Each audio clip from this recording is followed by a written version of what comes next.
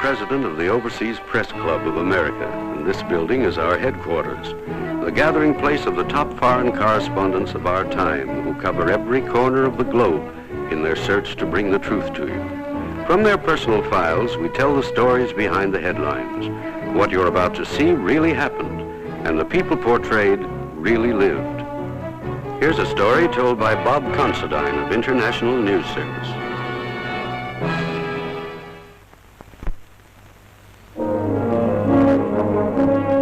A while ago, when I was on an assignment in Norway, I remembered a story that I couldn't print, and I decided, out of curiosity, to take time off and check up on my facts.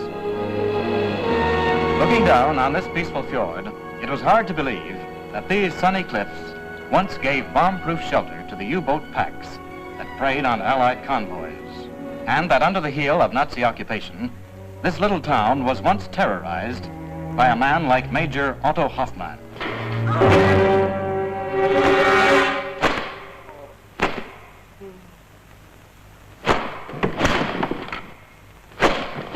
All right, that is enough. Who is your leader? I give you one more chance to tell me. Who is your leader? Did you hear me? What is his name?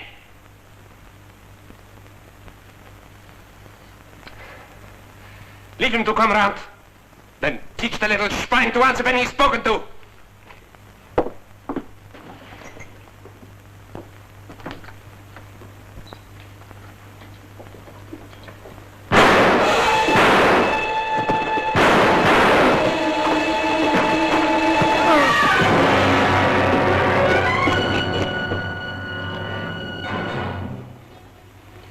The little one is dead.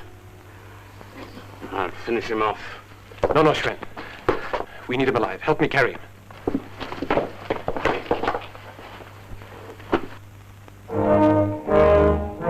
One day, while I was in London as a war correspondent, I got a hot tip that an important Nazi had been captured by the Norwegian underground. But when I tried to file my story, I was invited to visit the chief censor. Where did you get this story, Mr. Considine? I'm sorry, sir, I can't give you that information.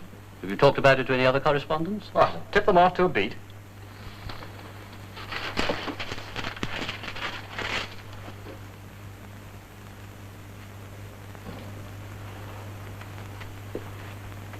Mr. Considine, I want to take you into my confidence, but it must be strictly off the record, you understand?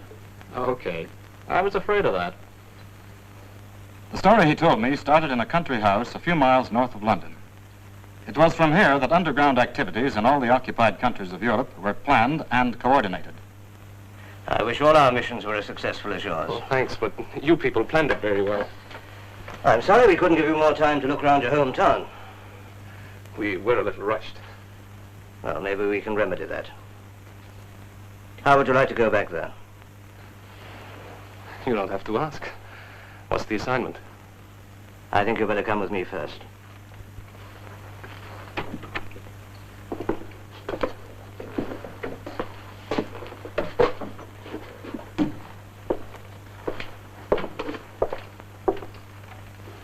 Look through here.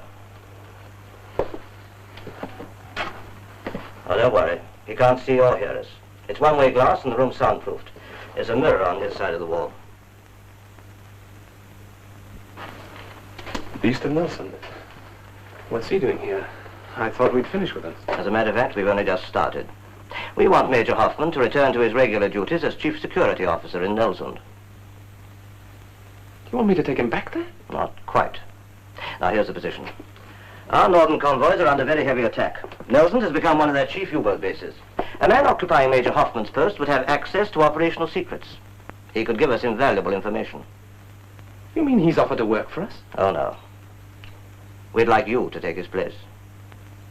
What?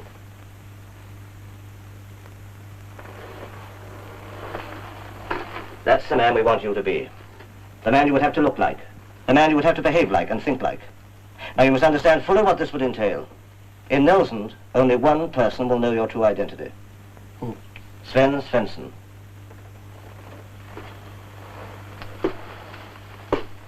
Are you prepared to do it? Well, I'm willing to try.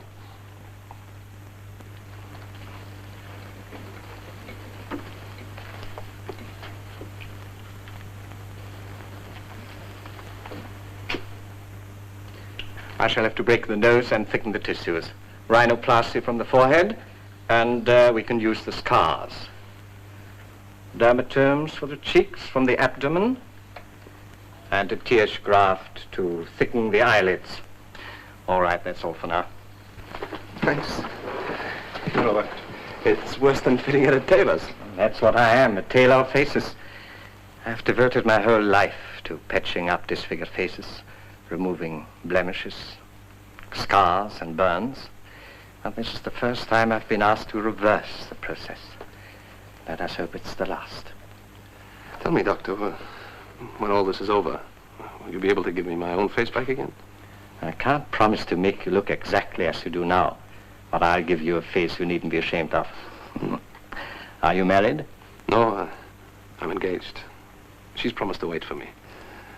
I've got a picture here. Would you like to see it? Yes. Okay.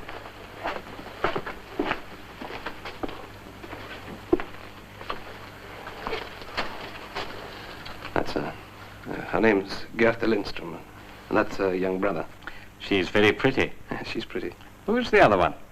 His name is Olaf Helga, an old friend and at one time a very serious rival. It was taken before the war? Yes, during that last wonderful summer on the mountain above the fjord. We used to go up there pretty often. No idea how beautiful it was. Now it seems like another world. Another world, yes. I wonder if you realize just how much they're asking of you. If I were your age, I'm not sure that I would do it. Are you quite sure you want to go through with it? Well, if it helps my country, yes, but I'm relying on you to save me a nice, kind face for my honeymoon. And so began the grim transformation of one human being into another. The long, painful process of plastic surgery was only part of it. Heil Hitler! My name is Otto Hoffmann. His way of speaking and the inflections of his voice had to be learned. Heil Hitler! Heil Hitler! My name is Otto Hoffmann. Major Otto Hoffmann, SS. His handwriting to be copied exactly. Everything about his family, his past life, his service record, his fellow officers, compiled from underground sources and German army lists. All this had to be memorized. Your father? Killed at Mons, 1914. Your mother? Died at Rothenburg, 1934. The village priest there. Quick, his name? Pastor Kneller, Joachim Kneller. Now, when your regiment moved from Breslau to Warsaw... It was Krakow we went to first, not Warsaw. Captain Lempert, your replacement at Nelsund. What do you know about him? He's a weakling, a bookkeeper in uniform with a card index mind. Good. You're getting the intonation much better. You really think so? Thanks. There was the man himself to be studied. His gestures, his habits, his mannerisms. You have no right to hold me in solitary confinement. No? No. It is against the Geneva Convention. Did you always observe the articles of the convention yourself in Norway? They only apply to the armed forces, not to spies, saboteurs, and riffraff. I demand to be sent to an authorized prisoner of war camp for officers immediately. At the moment, you're in no position to demand anything. But as a matter of fact, there is a possibility you may be offered in exchange for an important British prisoner. That's why we're keeping you here. But that is excellent. Meanwhile, is there anything you'd like to help you pass the time? Books, gramophone records? Could you get me some military history? German. I think so. And music? Wagner, I presume. Naturally. Naturally.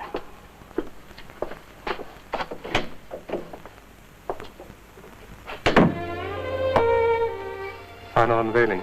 Yes, The final one.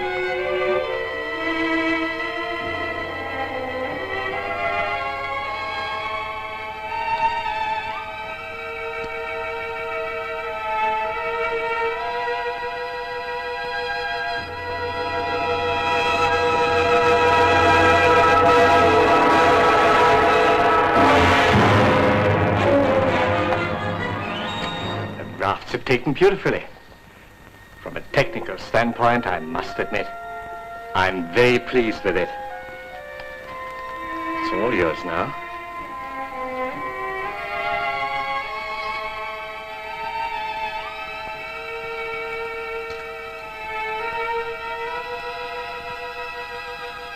Thank you, Doctor.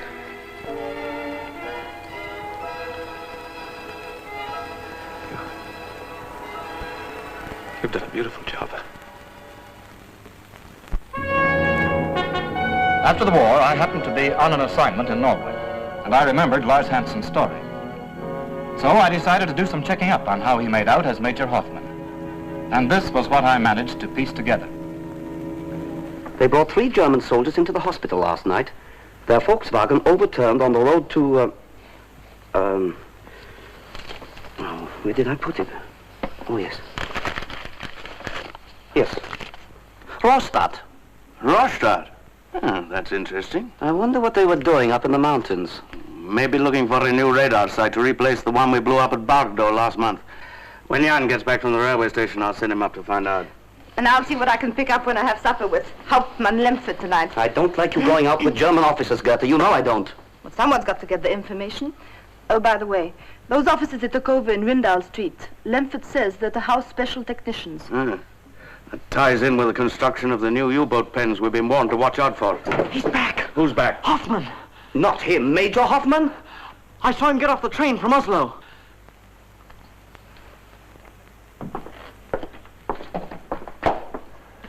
Welcome back, Herr Mayor. What is your name? Lemfert. I had the privilege of serving under you at Dusseldorf. Perhaps you will remember... You will taking reserve your reminiscences for off-duty hours, Hauptmann? Yes, Herr Mayor. I shall require a complete report on all matters of importance that happened while I have been away. I have them all here, Herr Mayor. I believe the first item will amuse you. It contains details of the arrangements I have made when I arrived here after your disappearance. 149 arrests, 12 sent to concentration camps. 12. Well, Hauptmann, you do not seem to have learned very much during your time with me at Dusseldorf.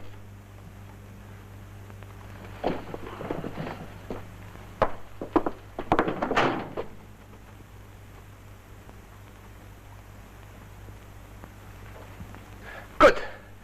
I was testing you. I'm glad to see that you are not careless. The keys, where are they? Where you ordered them to be kept. Well, I'm waiting!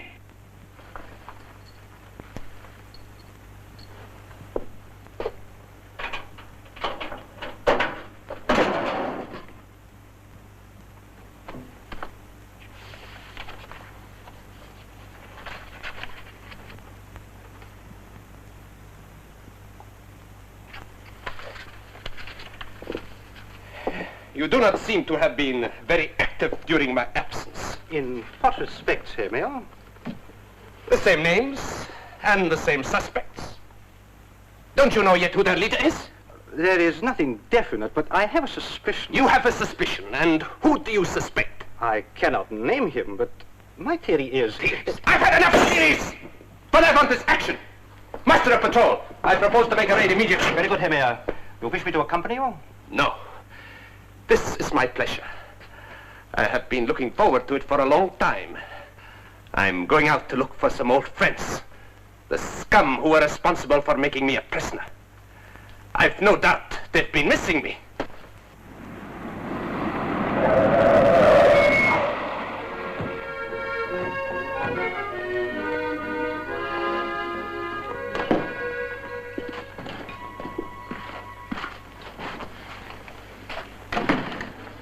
So, you thought you'd got rid of me. Well, I can tell you, you have been very foolish. But I can assure you, you will have the pleasure of my company for some time yet. And I promise you that before I have finished, some of you will wish you had never been born. Landlord! Tamayo. Aquavit. Examine the paper of everyone here. Come on. Everybody stand against the wall. Hurry up! Come along.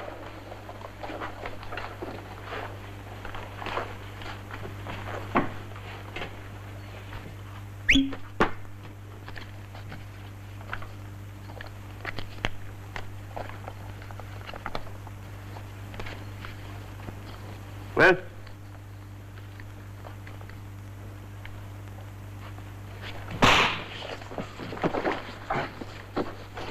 All right. You're Aquavit, Hermile. Get up. So you do not understand orders? Then I will teach you personally. Face the wall, you Norwegian swine! Hey! I will deal with the lady myself. Yes, Hermile. Your papers?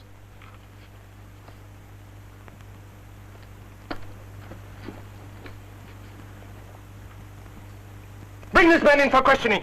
Yes, Hermile. U-boats H-237, H-240, and K-145 have failed to return to base. Replacement sail from Bremerhaven at dawn. Got that? Yes.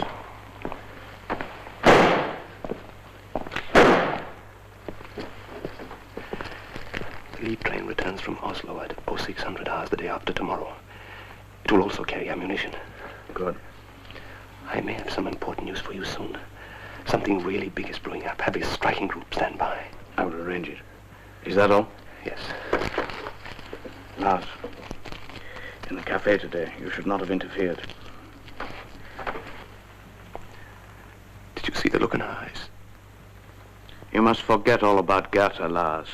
You must forget that you ever knew any of us. You must not spare us, nor risk anything to save us. You're too valuable. Too valuable? Yes. They won't blame you, Lars, when they know the truth. When they know what you've been through. When they know.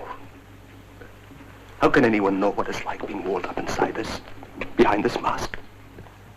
Sitting back, watching my own people suffer, making them suffer. You can't afford pity. No, I can't.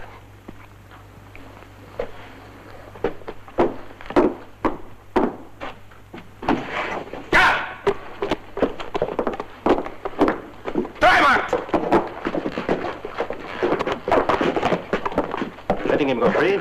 Yes, he can be useful to me for information. 10 Norwegians for 1 German. Do you gentlemen protest at the justice of my sentence or merely at my mathematics?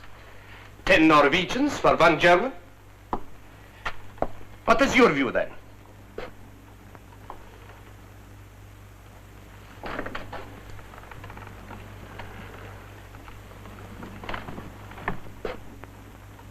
Well, since none of you seem to have any views, I will tell you what I will do. I will revise the ratio. For the next one of my men who is murdered, I will shoot 20 of you. For the next 40 and so on, I trust this will satisfy you. Show the gentleman out. Next case.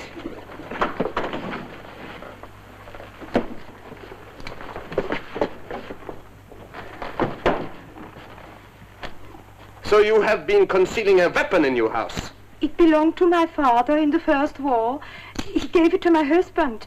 It has been lying in a drawer since my husband was killed died. But still a weapon. You know the penalty for this? A concentration camp. Please, I have 2 small children. You should have thought of that before. Take it away.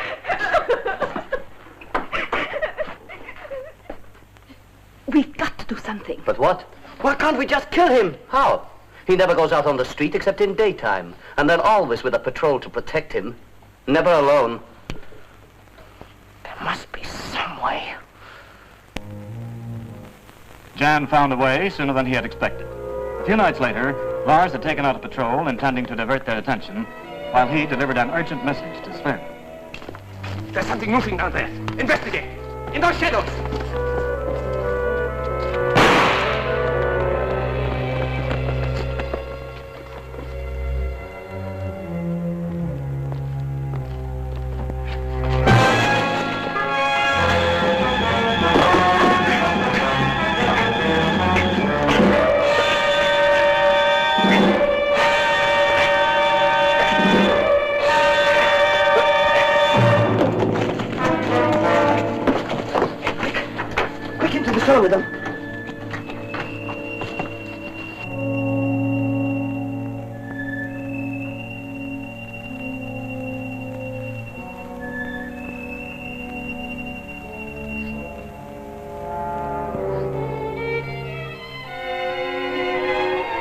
Why do we wait? Because I said so.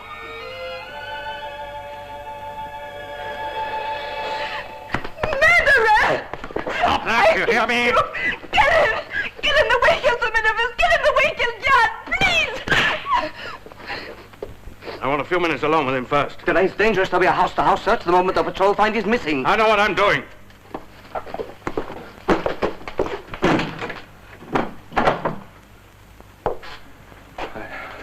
I couldn't help myself. I had to kill him. Is that all you have to say? I had to defend myself. By throttling a child? If I perform my duties too well, who are you to judge me? There are 4 men and a woman out there. They judge you already. What am I to tell them? The truth? What is the truth now, Lars? You've changed. What did you expect? I don't know. But I do know that you've begun to enjoy torturing and killing. You told me yourself to have no pity. Yes, I told you. But is it really necessary to kill 10 of us for one drunken soldier? Must every truck to your concentration camps be full? How many people come out of your torture chambers alive these days? Which are you now? Lars Hansen or Otto Hoffmann?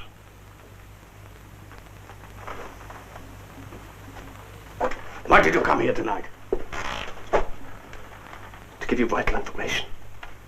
What is it? All U-boats at Nelson are ordered to sea at midnight tonight. It's the truth. I better report it at once.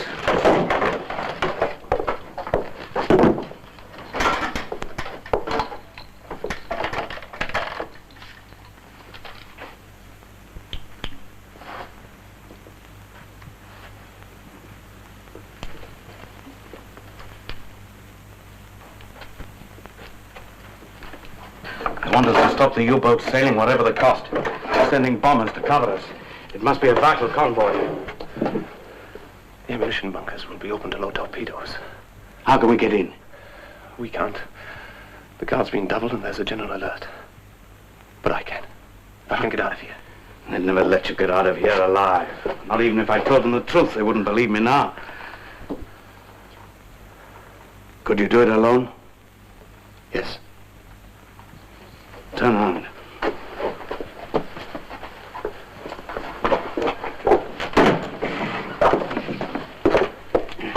You'll have to knock me out first. No, Schwinn, I can't do it. Go on, do it. This is one time that you've got to be Otto Hoffmann. Good luck and God bless you.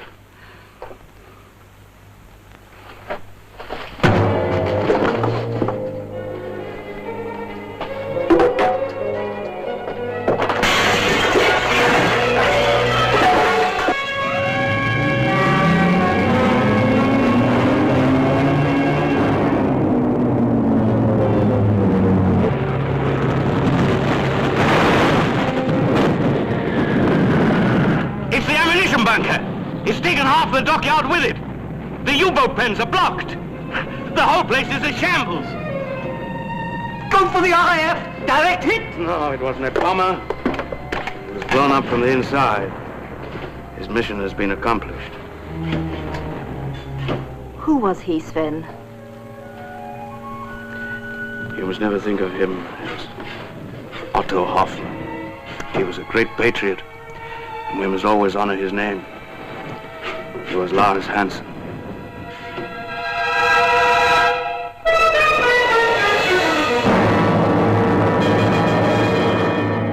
This was the story of one of the war's unsung heroes, a man who lived a borrowed life and died with the burden of his own people's hatred so that the Allied convoys could get through.